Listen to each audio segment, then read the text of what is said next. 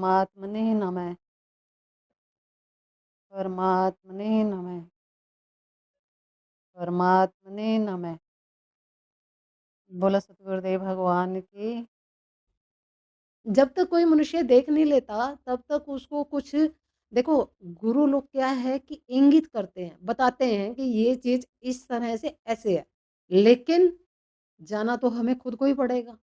जो जैसे गए हैं वही तो बता रहे हैं कि भाई मतलब इस तरीके से जाना है। तो हमें ये तो देखना पड़ेगा ना कि हम जाना भी चाहते हैं कि नहीं। अगर हमें जाना है तो गुरु आज्ञा से आए जाए। और देखो जो अपने गुरु से प्रेम कर लेते हैं ना, तो वहां फिर दो नहीं रहते। प्रेम गली अति साकरी या में दो ना समाई। वहां दो नहीं होते, वहां एक ही रह जाता है। एक ही वही रह जाता है जो गुरु शरण में चला जाता है। तो गुरु उसको अपने समीप बिल्कुल वैसा ही कर देते हैं। वो कहते हैं ना, कीट न जाने भृंग को और कर ले आप समान। तो अपने समान कर लेते हैं। एक गुरु की नजर में तो नहीं आता ना कोई। अब नजर में नहीं आता तो फिर कैसे क्या होगा भाई। वो तो कहते हैं शीश दिए अगर हरि मिले तो भी सस्ता जान। और शीश तो देना ही पड़ता है। नोट करो इस बात को। शीश तो देना ही पड़ता है। अब सारे शीश तो हम काल को देते हैं। हर मनुष्य एक प्राण छोड़ देता है नहीं। तो एक बारी प्राण वहां छोड़ दो तो क्या दिक्कत है। प्राण तो तुम्हारे पास नहीं रहेगा किसी जन्म में। किसी जन्म में देख लो आप कितने जन्मों से आ रहे हो।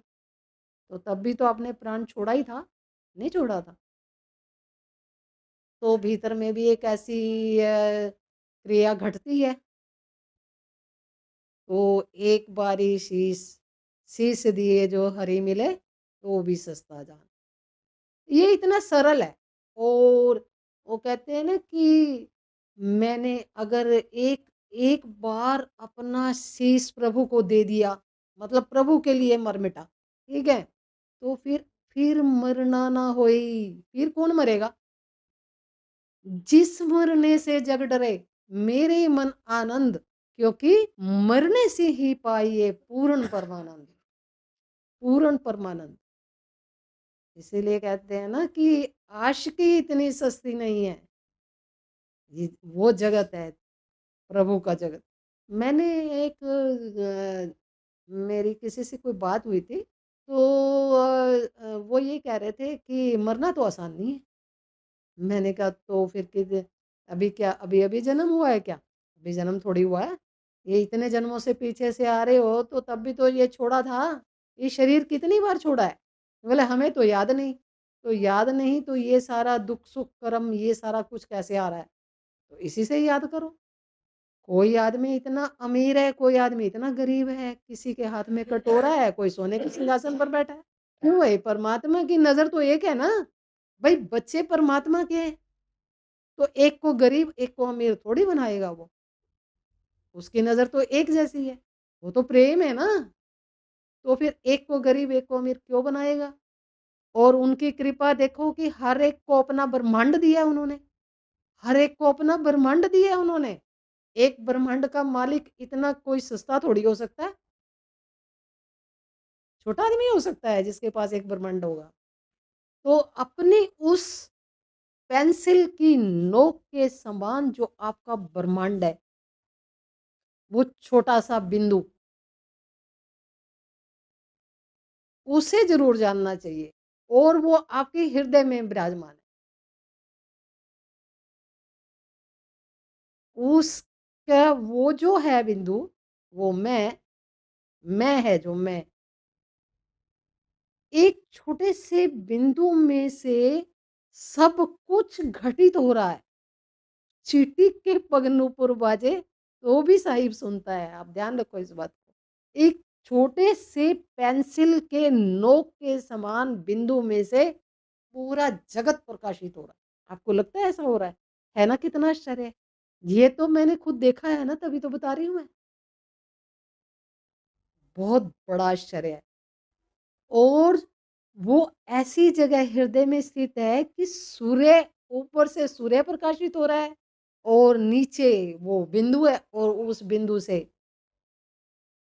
पूरा ब्रह्मांड पर का वो निकल रहा है एकदम। आप देखो ना, एक प्रकाशित सत्ता है और उसमें से क्या हो रहा है। लेकिन थोड़ा गहरे उतरना पड़ेगा आपको। जिन ढूंढा तिन पाइया गहरे पानी बैठी, और मैं बोरी डूबंडरी रही किनारे बैठी। देखो जो आपका मन है, जो आपका मन है ना, मन बेईमान मन, काला मन। हमने पिछली बार बताया था कि इस जब साक्षी हो जाता है मनुष्य, ठीक है, तो शून्यता तो है ही, लेकिन शून्यता भी कोई खाली थोड़ी है। मन को लगाओ तुम साबुन, ऐसा साबुन लगाओ, घिस घिस कर साबुन लगाओ ऐसा मन को कि मन दर्पण हो जाए, तोरा मन दर्पण हो जाए, भले बुरे सारे कर्मों को देखे और दिखाए, तेरा मन दर्पण हो जाए। ऐसा मन को शीशा बना दो, शीशा। उस शीशे में तुम अपने उस दर्शन करोगे, सूर्य झील में, मन की झील बनेगी, उसमें होगा दर्शन, तो होगे आप ब्रह्म ज्ञानी। तब होगे ब्रह्म ज्ञानी। ऐसे नहीं कि मन तो कोयला और करता हूं मैं भक्ति। राम नाम का साबुन लगाओ। देखो जिन ढूंढा तिन पाइया गहरे पानी बैठी। आपको ये समझ लेना चाहिए, जो आपका तत्व है, जो आपका तत्व है, जो आप हो, आपको कोई मार नहीं सकता। बस पहली बात तो आप ये नोट कर लो कि आपको कोई मार नहीं सकता। चाहे आप जल में डूब जाओ, चाहे आप अग्नि आपको जला नहीं सकती, जल आपको डुबो नहीं सकता। गीता में आपने देखो भगवान कृष्ण ने तो बताया ही है, क्लियर बताई ये सारी चीजें, है ना।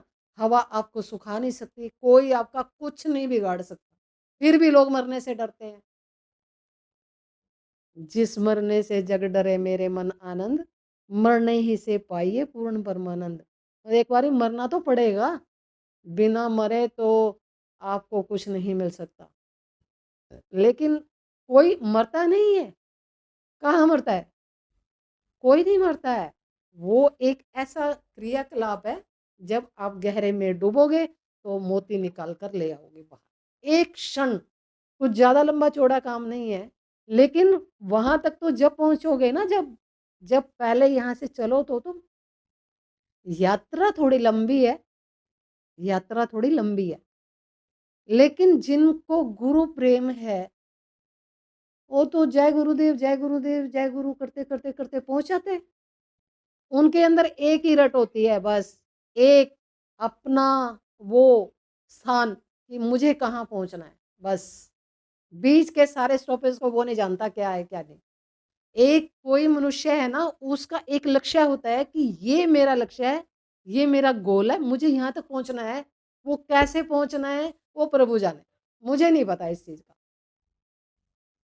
मैं नहीं जानता मैं कैसे पहुंचूंगा, मेरे गुरु को पता होगा कैसे पहुंचूंगा मैं। और देखो, ये तो गुरु सामने बैठा है, दैहिक है, तुम्हारे लिए है, जैसे जैसे तुम हो जैसे गुरु होता है। लेकिन हमारे इस गुरु तत्व, एक गुरु क्षेत्र, गुरु सत्ता है हमारे ऊपर, हमारे ऊपर एक गुरु सत्ता है। जैसे आप अपने गुरु को जय गुरुदेव अपने गुरु को स्मरण करते रहते हो, तो जो ये गुरु क्षेत्र है, उसकी नजर सीधी आती है आप पर कि ये तो गुरु को याद कर रहा है। अब गुरु सत्ता चौकन्नी हो जाती है कि अब इसे कहाँ पहुंचाना है। वो मस्त है अपने में। तो मैंने देखा, मैं बता रही हूँ ना, वो मस्त है अपने में, उनको कुछ नहीं किसी से लेना देना। अगर आपने गुरु का नाम लिया, उनके कान खड़े हो जाते हैं कि हाँ, कौन किसने याद किया है। तब उनकी दृष्टि सीधी आती है उसी मनुष्य पर, क्योंकि उनकी तो आंखें बड़ी हैं और वो हर टाइम हर जगह स्थित है। जहां आप उनको याद करोगे, उसी टाइम उनकी दृष्टि आप पर आ जाती है, बिना कहे सुने। और ये जो चीज़ मैं यहाँ से बता रही हूँ ना, वो बिल्कुल क्लियर देखी हुई है। ये किताब तो मेरे पास है ही नहीं, मैं तो बार-बार कहती हूँ कि किताब का तो मुझे पता ही नहीं है, कहाँ पड़ी है किताब। तो ये जो गुरु है, ये जो गुरु सत्ता है, अगर आपका प्रेम सच्चा है परमात्मा के प्रति और आप अपने गुरु से प्रेम करते हो और वहाँ तक पहुँचना चाहते हो, तो उनकी नज़र बाकायदा आप पर 24 घंटे रहती है। 24 घंटे रहती है। मुझे जब गुरुक्षेत्र का दर्शन हुआ था, तो उन्होंने पीछे मुड़ के देखा था। मेरी तरफ देखा और मुस्कुराए, हँसे वहाँ से और मैं ये कहूँ कि ये कौन है? ये तो मैंने कभी ऐसा देखा नहीं। यानी कि वो मुझे पहले से जानते थे, पहले से जानते थे। पूर्व जन्मों से चल रही है ना हमारी, तो पहले से ही उनका परिचय था। और जैसे ही उन्होंने देखकर मुझे हँसे और मैंने भी ऐसे देखा, फिर मुझे समझ नहीं आया कि कौन है, क्या है? बहुत देर बाद जाकर पता चला, अरे! ये तो गुरुक्षेत्र है, गुरु ओ वहाँ पर भनक लगी कि एक और आने के लिए तैयार है। तो मुझे कहाँ खबर लगती, हम तो यहीं रह रहे हैं ना संसार में, कैसे पता चल जाता? वो तो बाद में पता चला फिर, कि अच्छा तो ये बात थी ऐसे। लेकिन कई चीज़ें साधना में ऐसी होती हैं जो बहुत बाद में जाकर पता चलती हैं, कि अच्छा तो ये वो था, ये अच्छा तो ये ऐसे था, है ना? तो बहुत कुछ देखा जाता है ना। अब तुम कोई छोटे से तो हो नहीं, ये सारी चीज़ें तो हमारे साथ पहले जब हम वहाँ रहते थे, सब हमारे साथ घटित होती थी। लेकिन ये सब हम भूल चुके हैं। अब हमें कुछ भी याद नहीं है। हमें अपने बाल-बच्चे, बीवी, संसार, अपने घर, धरती, परिवार ये सब कुछ पता है। यहाँ के जो हैं, ये पता है जो हमारा बैक है जहाँ से हम आए, वो हमें किसी को पता नहीं कि कहाँ है। वो जब तुम साधना करोगे, तब तुम्हें पता चलेगा कि अच्छा तो हम यहाँ से आए थे। तो वो हमारा घर है, शांति, आनंद। वहाँ की तो बात कहने से ना थोड़ी दूर चली जाती है। वो अनुभव करने की चीज़ है, उसको एकदम पीने की चीज़ है वो कि ये क्या चीज़ है, अमृत। लेकिन साधना में अलग-अलग अनुभव भी हो सकते हैं, कौन कहाँ से जा रहा है, क्या कर रहा है, तो थोड़ा अलग-अलग भी हो सकता है। लेकिन जाएगा तो वही, मंज़िल तो वही है, परमात्मा तो वही है ना, वो थोड़ी चेंज हो जाएगा।